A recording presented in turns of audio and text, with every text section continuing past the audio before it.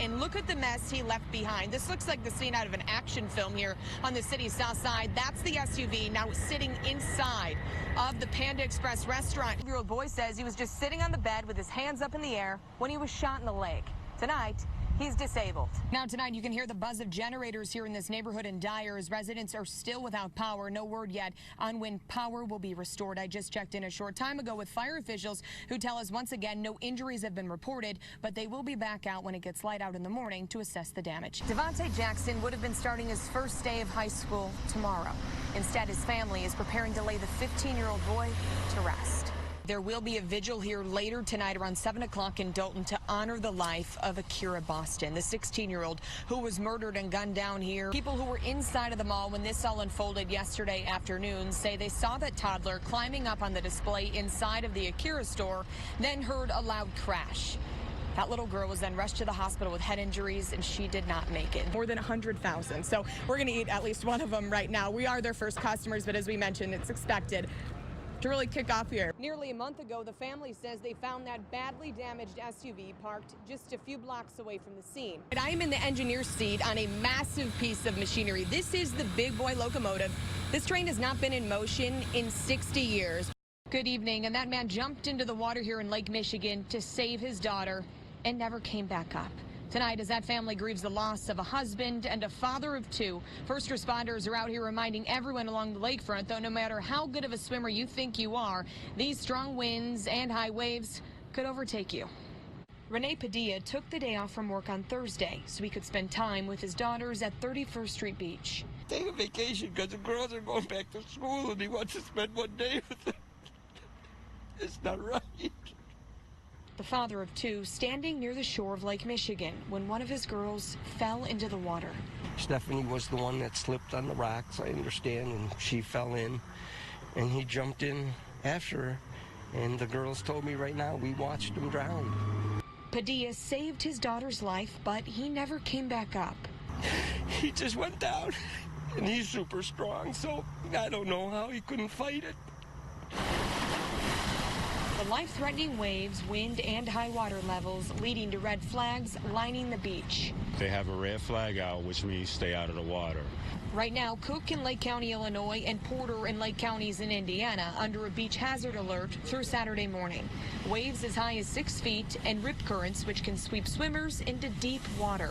If you're caught up in a rip current, once again, don't panic. Try to swim parallel to the rip current to try to get out of it, and then start making your way back to shore.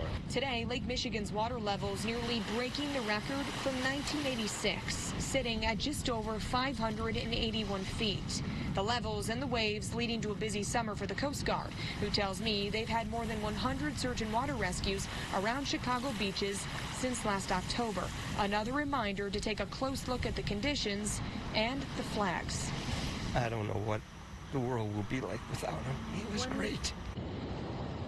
Now a live look at 12th Street Beach right now. You can still see people are in the water and there are lifeguards in this area. The alert expires tomorrow morning around 4 a.m. for that beach hazard alert, just ahead of the Chicago Triathlon. Coming up in Eyewitness News at 6 o'clock, I'll tell you more on how these conditions could affect that race. We're live at 12th Street Beach. I'm Alexis McAdams, ABC-7 Eyewitness News.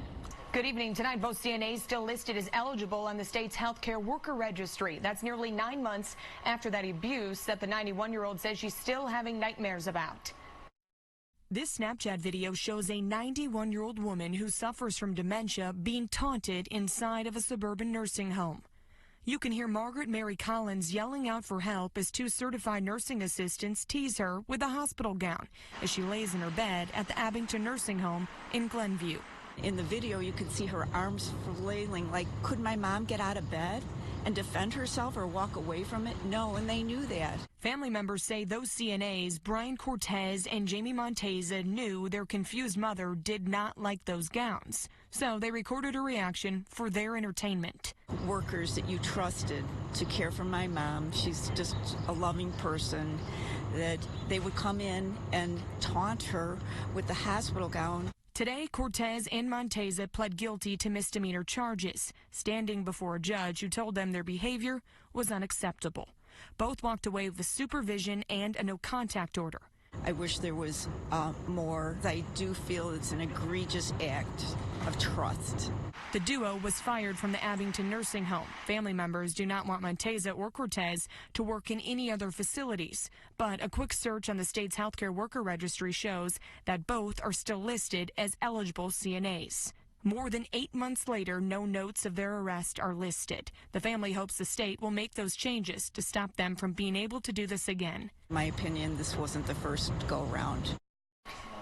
The State Department of Health says that criminal offenses are included in the registry once there is a conviction. That happened today. The department does tell us that the healthcare worker profile will then be updated after state police run another background check. That can take anywhere from a few days to a few weeks. Family members also telling me tonight they're suing the Abington nursing home. Reporting live in the media center, I'm Alexis McAdams, ABC 7 Eyewitness News. Judy, back to you.